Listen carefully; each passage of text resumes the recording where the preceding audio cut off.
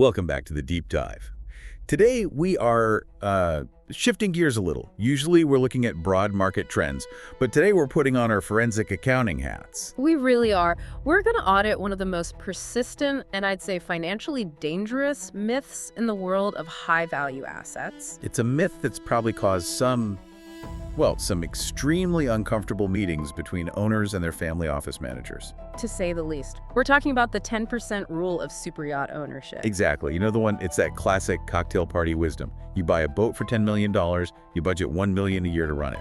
10%. Simple. Simple, clean, and in the economic landscape of February 2026, completely wrong. It's not just an oversimplification anymore. No, it's a recipe for a massive liquidity crisis.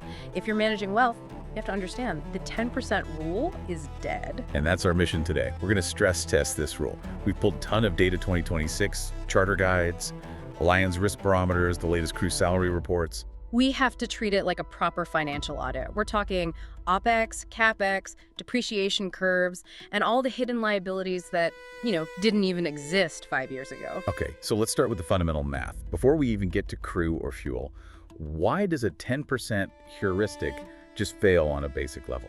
It fails because it ignores a really basic inverse relationship in asset management. Okay. Think about it. As a yacht gets older, its market value, the price you paid, goes down. That's the denominator in your equation. Right, the number you're taking 10% of. Exactly. But the cost to keep it running, the numerator, it doesn't drop. In fact, it goes up a lot. So let's use an example. I buy, say, a 15-year-old 50-meter yacht. I might get it for $15 million, but it was $40 million new. Perfect example. So you use the 10% rule on your $15 million purchase price, you're budgeting $1.5 million a year. Sounds reasonable. But the machinery, the systems, the crew needs, they're all still sized for a $40 million vessel. And now they're older, they're less efficient, and they're more expensive to maintain. So you're paying flagship maintenance prices on a depreciated entry cost. Is there hard data on this age penalty? Oh, yeah. The data shows a half-life phenomenon. For yachts between 6 and 15 years old, maintenance costs jump to somewhere between $2,000 and $2,800 per foot per year. And for the real veterans, over 15 years. You're looking at over $3,500 per foot. So applying that flat percentage, that's a trap. The depreciation trap. You're undercapitalizing the operation from day one. And this gets even worse at the top end of the market, the mega-scale distortion, we'll call it. For boats over, 100 feet, 30 meters? Right. The complexity just explodes. The systems on a 60-meter boat aren't just twice as big as on a 30-meter. They're a different regulatory species. So a $10 million yacht in that class. You're often looking at $2 million a year to operate it, not one. So that's 20% right off the bat. Correct. Which is why smart brokers and family offices are moving away from percentages entirely. They're using cost per foot now. It's just a much more stable metric. Okay, so the napkin math is out. Let's dig into the actual line items. The big one that jumps out from all the sources is human capital. Or, as I call it, the talent crisis. Crew salaries are now 30 to 40% of your total annual OpEx. It's the biggest single cost. Now, I'll play devil's advocate. Crew's always been expensive. Has it really changed that much? Can't you just offer the standard rate? Not if you want the boat to actually leave the dock. There's a severe supply and demand imbalance, especially for qualified engineers and experienced captains. More boats, but not more qualified people to run them. Exactly. The Quay Group report for 2025-2026 shows captains on 70 to 79-meter vessels saw a 7% salary hike just in the last year. So give us the benchmark. What's a top-tier captain commanding in 2026? On a 100-meter plus vessel, you're looking at over 25,000 euros a month, net. And that's just the base salary. Wow. And the data on the engineering side seems even tighter. It's critical. A chief engineer on an 80-meter yacht is earning between 150 and 200,000 euros a year, and you're paying for someone who can manage a floating power plant, basically. Right. If your chief engineer messes up, you're not just drifting. You could be detained by port state control. And that's just the salary. The real budget killer is the shadow costs. Which is where the 10% rule really falls apart. Completely. The standard now is rotation. It used to be you worked 11 months on, 1 month off. Now it's 2 on, 2 off, or at least 2 to 1. So an owner is paying 2 full salaries to cover 1 position on the org chart. Yes. You're paying for 2 captains and 2 chief engineers. Plus flights, which are now business class for over half of captains, Then training, uniforms, maybe $15,000 a year, and food. Food seems like it would be a rounding error for a billionaire. It sounds like it until you do the math. Crew provisioning is estimated at $30 to $50 per person per day. Okay, $30. On a 50-meter yacht with a crew of 15, that's $450 a day. Over $160,000 a year. Just on crew meals. You can easily eat through over $200,000 a year. So if you're budgeting 10% on a $5 million boat, half your budget could be gone before you've bought a single drop of fuel. Wow. And speaking of fuel, that brings us to the biggest shock to the system for 2026. The regulatory shock. The EU emissions trading system, the EU ETS. We've hit the tipping point. What actually changed on January 1st this year? Well, the EU ETS is a cap-and-trade system. You pay for the carbon you emit. Before 2026, owners only paid for a percentage of their emissions. A phase-in period. Right, a warning shot. As of January 1st, 2026, owners pay for 100% of their emissions on voyages within the EU. So what does that do to the fuel bill? It's a massive multiplier. The cost of very low sulfur fuel oil effectively jumps from around $220 per ton to nearly $320 a ton. Because you have to buy the carbon credits on top of the fuel itself. Exactly. They're called EU allowances, EUAs, trading around 85 euros per ton of CO2. It's a penalty for burning the fuel. And it's not just the air. The seabed is regulated now, too. The Posidonia liability. Yes, this protected seagrass in the Med. For years, authorities would just, wave you off if you anchored in the wrong spot. But not anymore. Now they use drones and AI's tracking. They've stopped giving warnings and started treating it as ecological damage, a civil liability. And we have case files on this. A captain of a 51-meter yacht. He was fined 15,000 euros on the spot.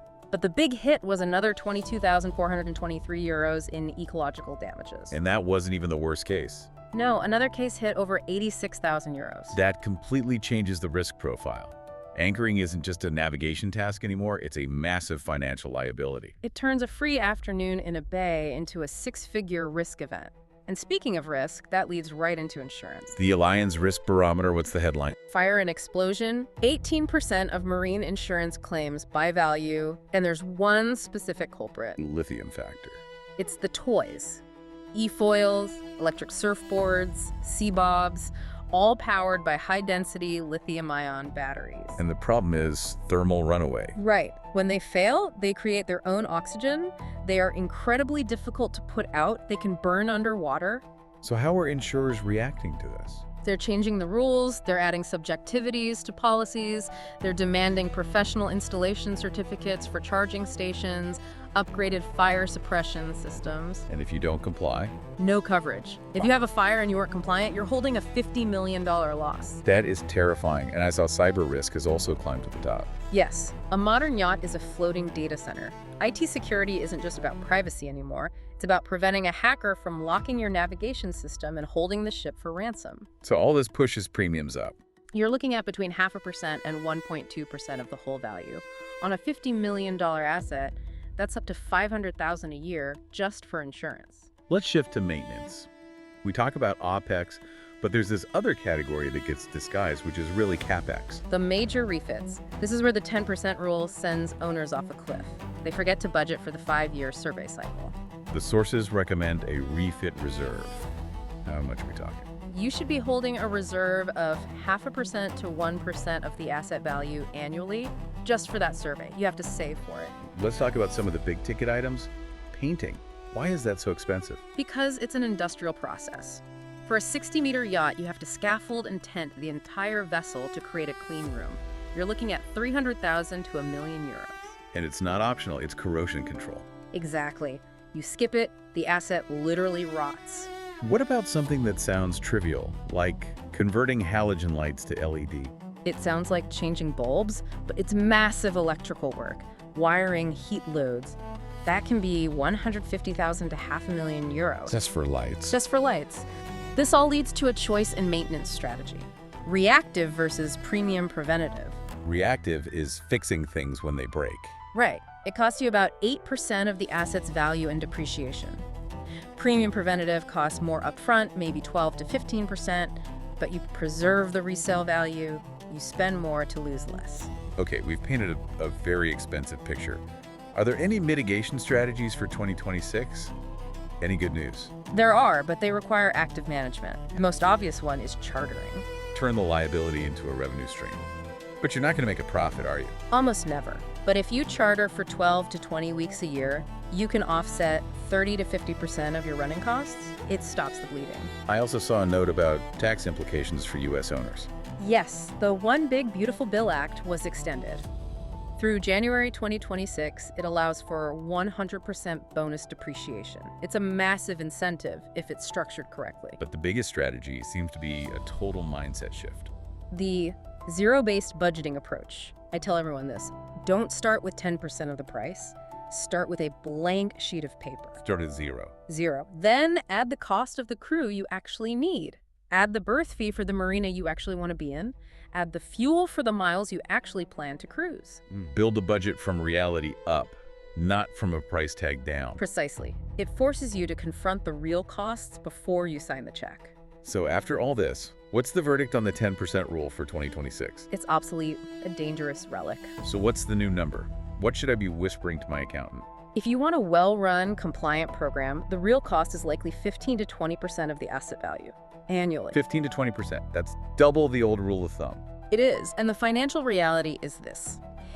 If you stick to a 10% budget today, you are choosing deferred maintenance. You're choosing underpaid transient crew, or you're choosing to be underinsured. All of which just destroys the long-term value of the asset itself. You're saving pennies on OpEx to lose millions on the resale. It's just a bad business. That's a very sobering thought.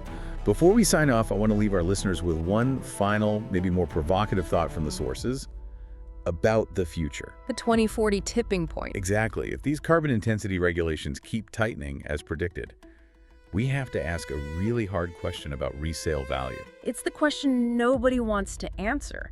Will a fossil fuel superyacht even have a resale value in 15 years? Or are we looking at a future of stranded assets? Beautiful floating sculptures that are simply too expensive or illegal to operate. Something to think about. It certainly is. Check your cost per foot, scrutinize your crew retention, and maybe, just maybe, look at those hybrid models a little closer. Thanks for diving deep with us. Safe sailing.